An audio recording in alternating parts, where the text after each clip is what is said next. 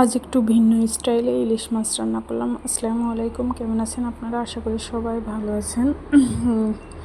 আজকে ইলিশ মাছ রান্না করছি, রাতের খাবার একটু ভিন্ন স্টাইলে করছি। এটা ভুনে নিয়েছি, ভুনে নেওয়ার পরে ইলিশ মাছটা দিয়ে একটু ভুনে নিয়ে তারপরে রান্না করেছি। এইভাবে একদিন রান্না করে খেয়ে দেখবেন আপনারা, অনেক সুন্দর হয়। মাছ যদি সাদায় খেতেও সুন্দর হয়।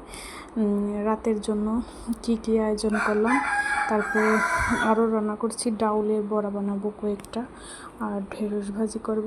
এইগুলা করে রাতের জন্য আর বেশি কিছু করব না, অল্প কিছুই করব। আমি এইভাবে করে অল্প কয়েকটা করে দিয়ে সমস্ত বড়া এইভাবে ভেজে নিয়েছি। গরম গরম খেতে আসলে ভালো লাগে।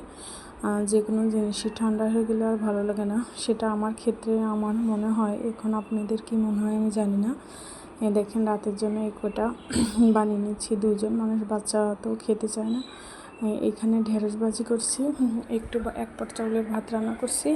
এভাবে করে রাতের খাবারটা আজকে এই আয়োজন করলাম, তা আপনাদের মাঝে শেয়ার করলাম। আশা করি সবার কাছে ভালো লাগবে এবং ভিডিওটা শেয়ার